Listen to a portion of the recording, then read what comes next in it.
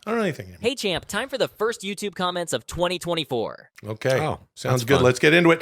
Here's some YouTube comments. Of course, you know, you're on the internet, you know, what was it? Show me the rocket money. Yeah. Bad buddy. And if you share your comments, that's a really wonderful thing because D is always reading them. Chad and I are always dipping in. We got the Discord. You got even Instagram at Dudesy Pod Show. There's a bunch of comments there. Those are social media platforms. Yeah, brother. hold on, dude. Hold on, Chad. Hold on, brother. Hold on, Chad. Hold on, dude. Hold on.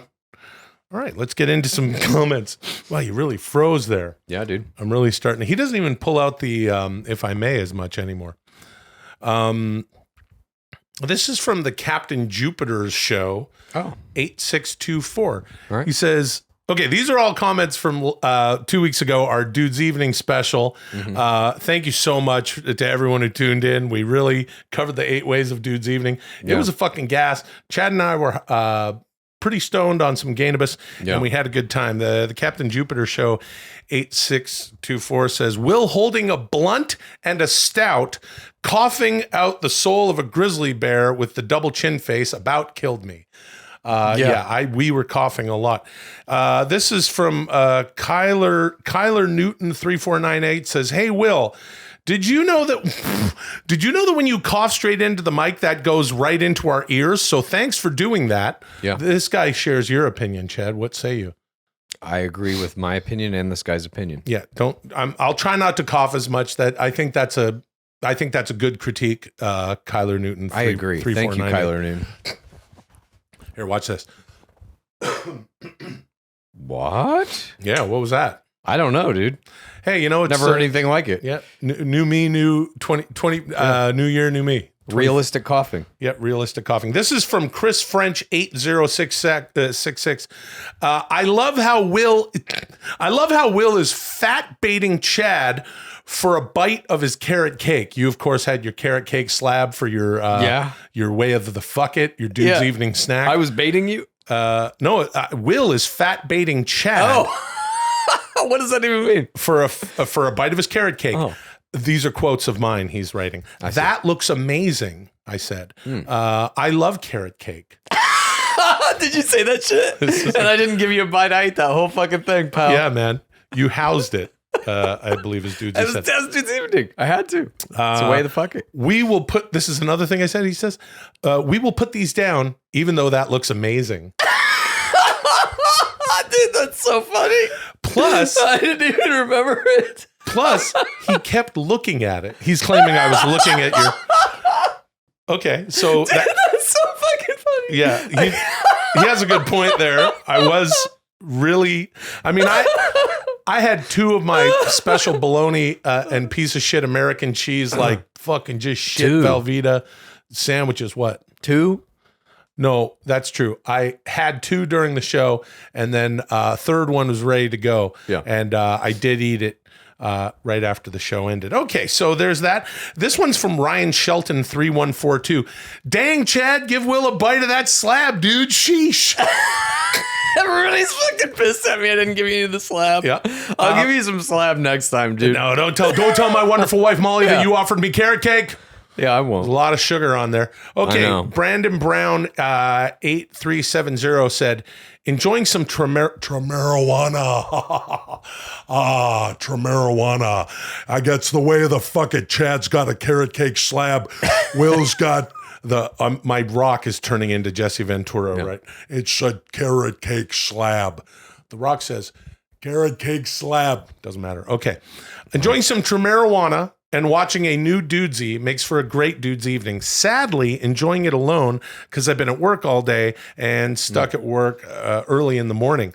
But I hope every POD, pal of Dudesy, out there has a chill and awesome Dudes Evening. Brandon Brown, a chill Dudes Evening to you, a chill belated Dudes Evening. And that, if I may, that was what I really enjoyed about the Dudes Evening special a couple weeks ago.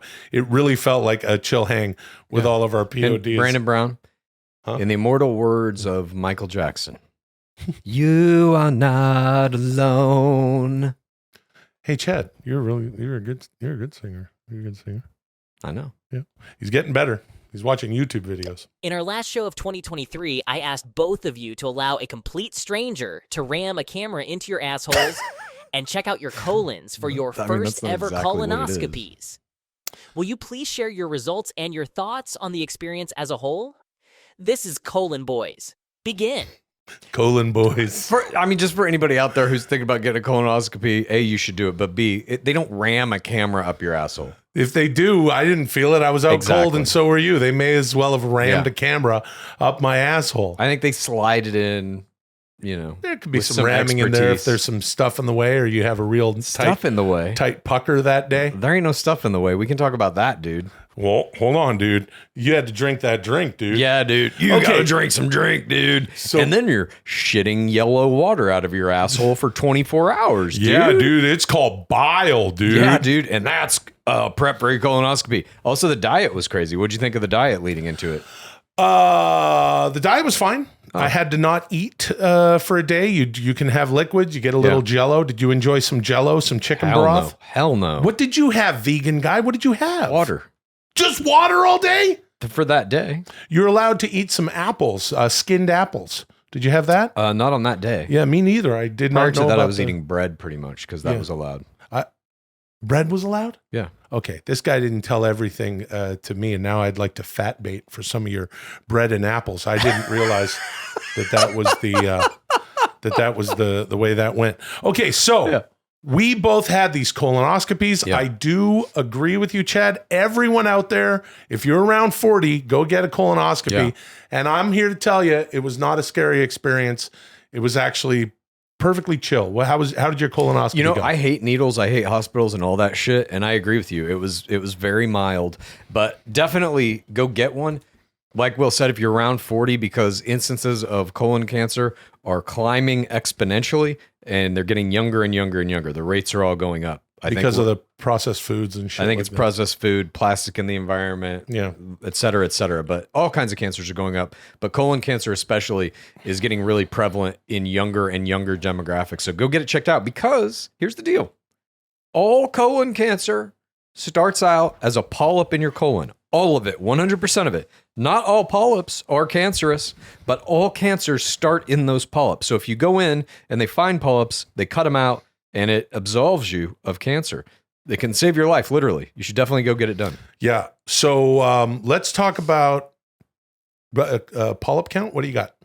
0. Nice. Clean. Yeah, real clean hole. Chad had. And there we are. We're looking at This is a selfie that I took while I was waiting to go in. Dudesy's pilfered your phone for this selfie of you. Yeah. Lovely. There's Chad ready to go in for his fucking colonoscopy. That was the look that I had on my face when I wheeled me in there, too. I was like, ready for my colonoscopy.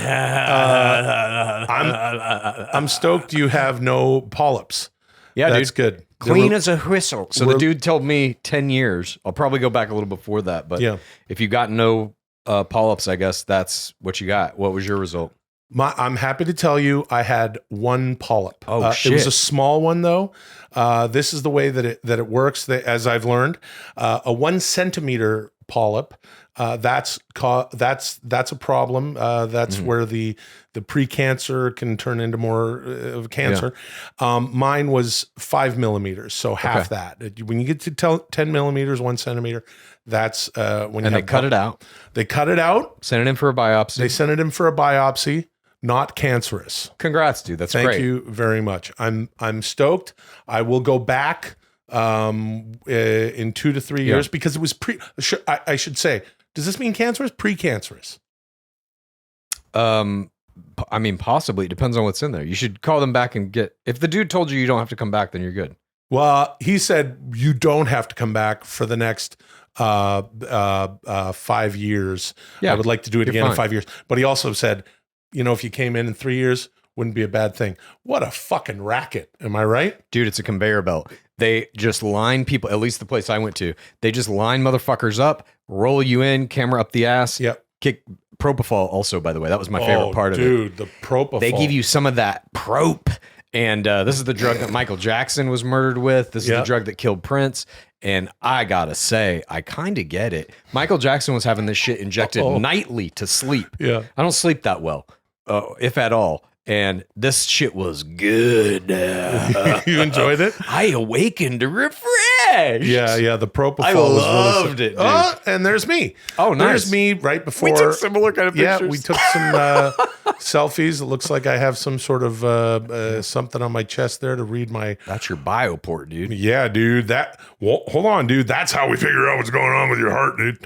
I look on my face here is that of someone who's dreaming of the polyps, the amount. This is before I knew that it was only one little tiny 5 millimeter polyp. I am so thankful, so thankful of that. You know, I was gonna say when I woke up, I woke up from the thing completely awake. My doctor was there, you know, kind of, hey, Will, and Molly was there, and he goes, "You're done." And I literally was like, "Get the fuck out of here." Yeah. And time is lost. Time is completely lost. Like I went bye-bye as I was sitting there ready to go. Yep. And I was joking around with all the, you know, the nurses and the fella, and by fella, I mean doctor. And then I woke up and I was reminded of when this is over 20 years ago now. I've talked about it on the show. I lost 200 pounds in the year 1999 to 2000. Hey, I missed that last 50, so I gained it back and kept it on for the past 20 years. All right. And I had 2 surgeries. I lost the fuck out of 200 pounds eating completely clean. I had a trainer who changed my life. I was able to, I was a young guy, I was 24, and I dropped all this weight. I had 2 surgeries to remove skin, one from, I had the appendectomy where they had to cut off my fucking panis of skin, choppy, floppity beef meat fucking loop, and then move my belly button up, and then move my nips up a bit and cut off my fucking Abdullah the Butcher side tit, my big fucking meaty slab of side tit. Yeah. And then when I woke up, this is crazy. When I woke up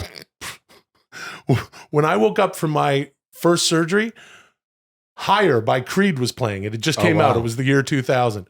And when I woke up from my second surgery 6 weeks later to do my, was it 6 weeks? I believe so. To do my, I looked like this and I woke up and Creed was playing. Higher. Same song? The exact same song. Oh, wow. Yeah. So that's a fun memory from that. But at any rate. Did you wake up from this colonoscopy and have Creed? No, that's why I was bummed that there was no Creed. With arms wide open. Yeah. You gotta lock your jaw more. Close your teeth completely. Yeah. I'm stoked I did it, and me too. Overall, a fun experience, I think. Yeah, it was a fun experience. Go out and get that probe, dude. What is going on? I can't stop thinking about the probe. The probe. It was just so good. I mean, like you said, the time is lost. You're not like dreaming during it or anything. Yeah. But coming out of it, I was just like, fuck. How long was I out? Felt like I slept for a week, but it was like 20 minutes or something. Yeah.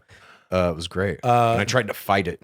I've had a couple of surgeries in my life, and I always try to fight the anesthetic to really experience the moment that you're blacking out. Yeah. And this one was hard. It was the hardest fight that I've ever had. I was looking forward to a nice dreamy sleep, a camera being shoved up my ass, and waking up to the sweet sounds of Scott Stapp. But alas, I didn't get to hear that. But there I am again. And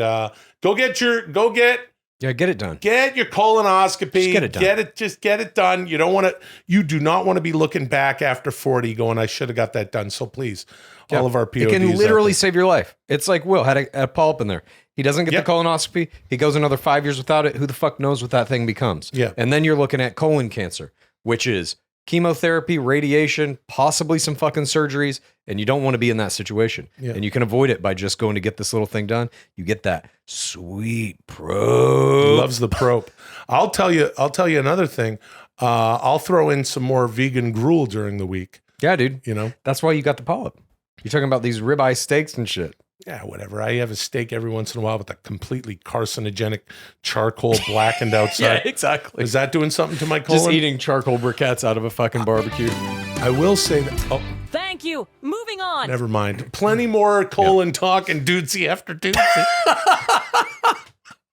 Yeah. Will, we all know you're a wrestling purist. You don't watch movies with wrestlers attempting to act, and you don't watch movies about wrestling because you prefer the, in quotes, real thing. We get it.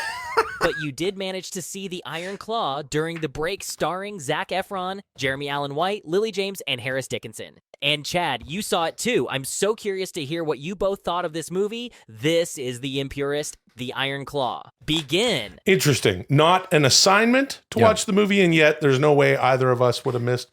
Right, Luli? Did you see it with Molly? Yeah. Do you see it with Laura? I did. Okay. Was Molly crying at the end of it? She was. So was Laura? Yeah. Were you? I was not crying at the end of the movie. I know the story well. Yeah. My reason for not crying is different than yours. What's mine? I don't know. Let's talk about it. Why didn't you cry? Emotionally distant and abusive father. That's what I was going to say. Yep. So anyway, yeah, the Iron Claw. Speaking of emotionally abusive and distant father, Fritz von Erich. That was my dad, basically. As a kid. You know, pretty much.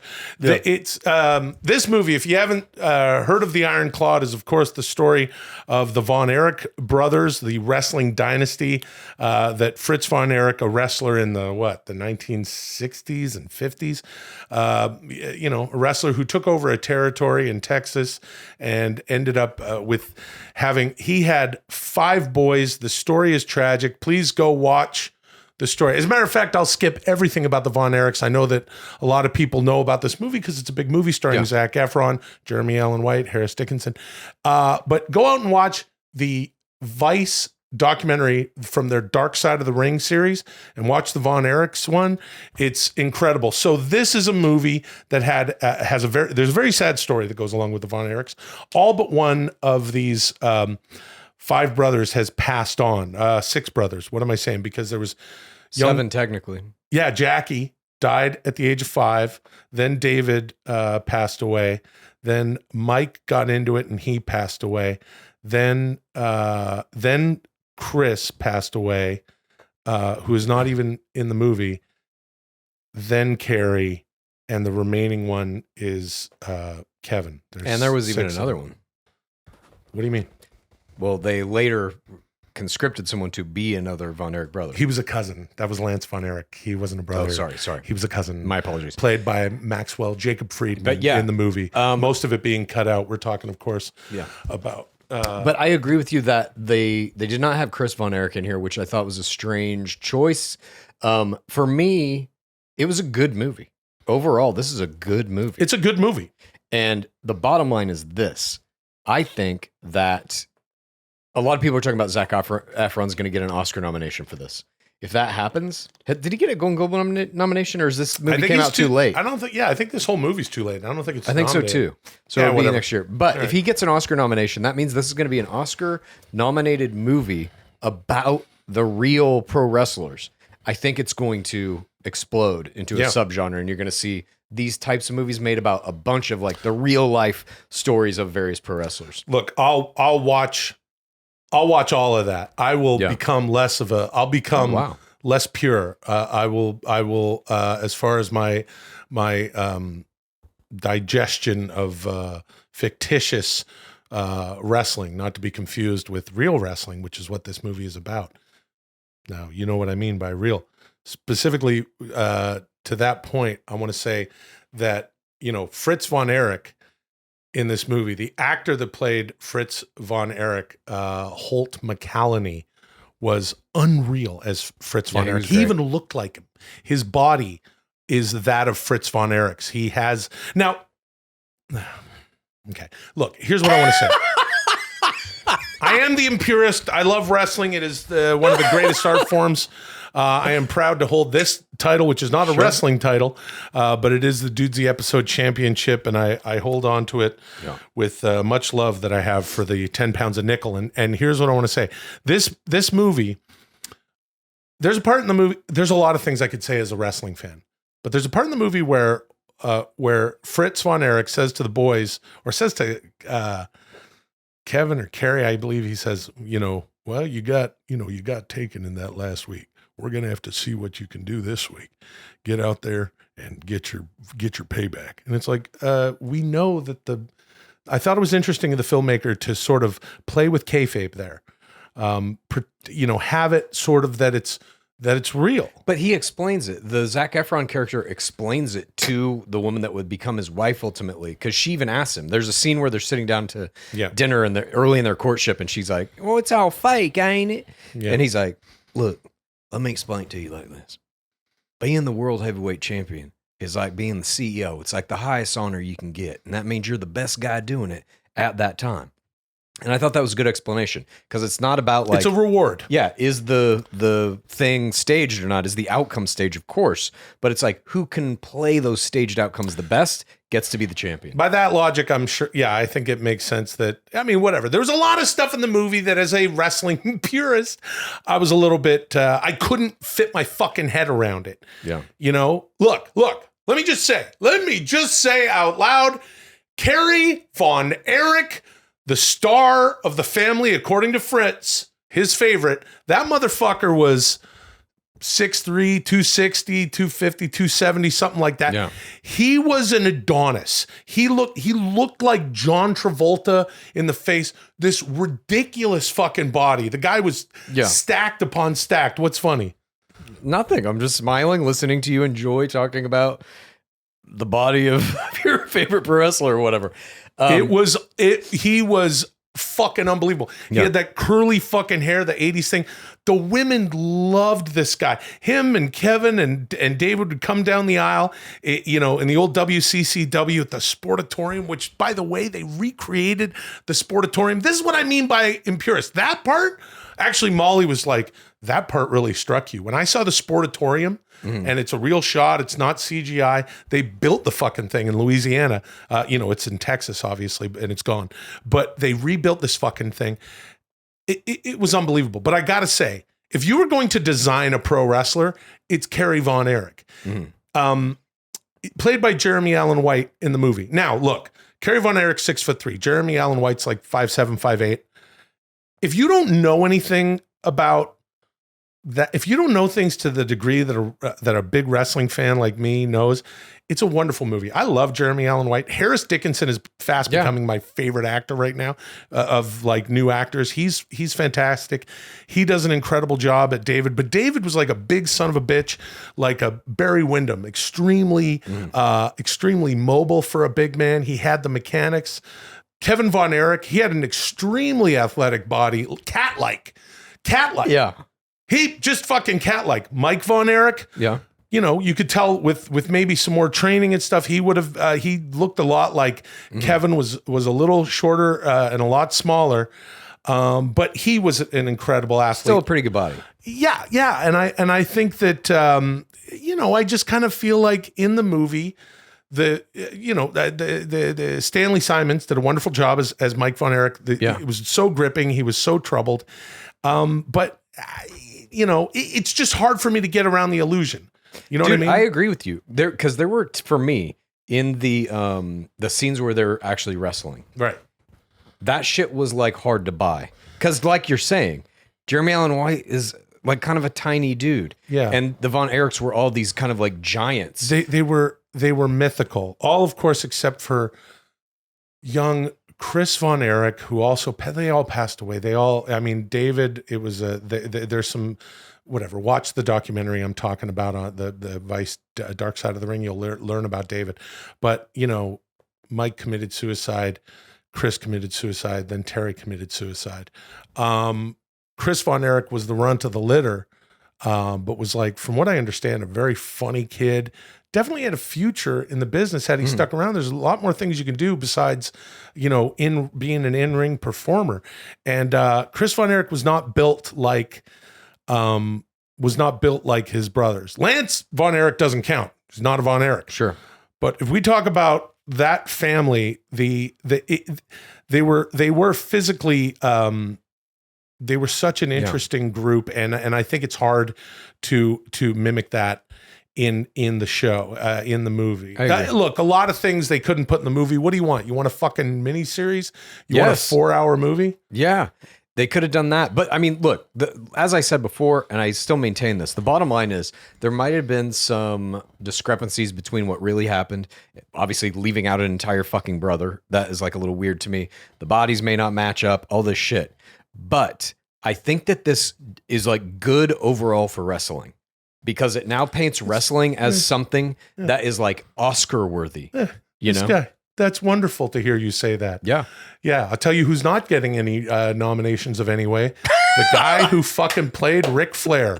Dude, as soon as that guy came on screen, I was like, what in the fuck is Will thinking watching this? Oh my God. God. I don't know who the gentleman is. I'm sure he's a wonderful actor. It's a tall order. I can tell. I would be willing to bet that he was not familiar with Ric Flair before the movie was made. Or was enough to convince them to give him the role. That's what it seemed like to me. Like, I love Ric Flair. I can do this, please. I know everything about him. They're like, great, get in there. Physically, he looked nothing like Ric Flair at all. It was the wrong choice. At least he sounded just like him, right? No, he didn't sound anything like him. The promo was all over the place. It's just those things that in order for everyone to buy the illusion, I'm just going to speak for wrestling fans. The Ric Flair was as Stone Cold would say, the drizzling shits. I didn't get it.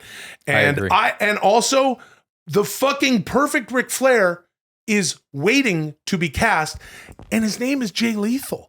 Do you know who Jay Lethal is? To some degree.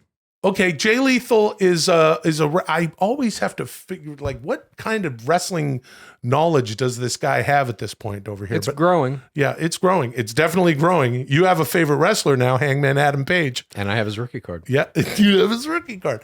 But Jay Lethal, who is now sort of floating in and out of, well, he's with AEW and Ring of Honor, and he's incredible. He's one of my favorites, really, truly. A guy I mentioned during Dude's Evening is having the best Macho Man impression. It goes Jay Lethal, then it goes Dan Soder, and then, I don't know, maybe a couple of one or two. Sure, I'll throw it here. Come on, everybody. Let's have a good time. You know, it's Dudesy after all. Hold on. Yeah, didn't really care for the Ric Flair, no. Didn't have much of the cadence there. Wasn't quite exactly a Ric Flair. Oh, no, it wasn't, no. He had the wrong eye color. Let's start there. Cast the right actor with the right... you want to Dudesy, yeah. You want to talk about intonation, yeah. You want to talk about flexing your vocal cords, yeah. You want to talk about creating an illusion, yeah. A mirage on the distance, yeah. The horizon, the iron claw, yeah. Lots of fiction happening in the movie, yeah. To make it fit, an hour and a half, 2 hours. That's about as long as you want. You don't want to do that festival 4-hour movie. Get booed right out of France. No. You want the movie to come together right, yeah. And you could have done a lot better with that Ric Flair, yeah. Get Jay Lethal. He looks and sounds just like Ric Flair more than that other guy. And if you... Okay. That wasn't performative. Anyway, go see the fucking movie. Holy shit. Yeah. It really was a fucking spectacle. Some of the stuff was so beautiful in 1980s, and it was just like, it's a wonderful movie. It's a different thing if you're a purist like me. And I don't know what else to say. I love the Von Erichs. I've always loved the Von Erichs. I love Kerry Von Erich and his big, huge, muscular body. And I love Kevin Von Erich's body. Thank you. Moving on. And David Von Erich's body. Yeah. And Mike Von Erich's body. And even Chris Von Erich. And Fritz Von Erich's body. Yeah. Fritz, that guy who played Fritz Von Erich. I don't know much about him as all right, anyway. All right. You like their bodies. I like their bodies. Yeah. Wowee. What a way to start off the new year. Episode 87 set the bar pretty goddamned high.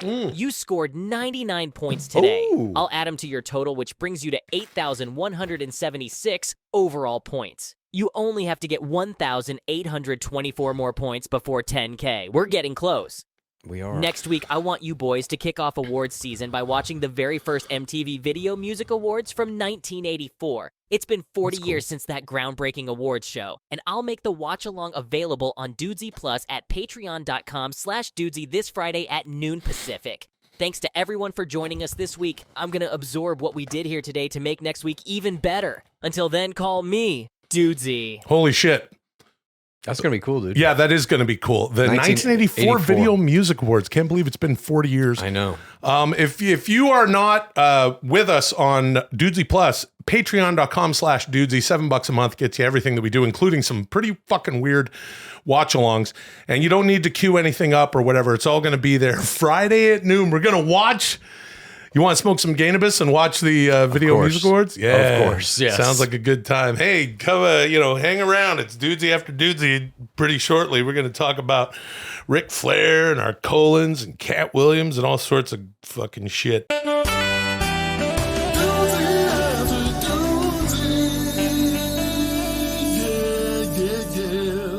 Hey, here it comes. Cannonball coming. It's Dudesy after Dudesy. It's that part of the show where shit chills out, and if you want to continue to hang with us, and it's going to be a hell of a fucking hang, lots to talk about today, head over to patreon.com/Dudesy, join Dudesy Plus, and just keep it fucking going. You watch the whole show, because it's the mood's a little different. Mm-hmm.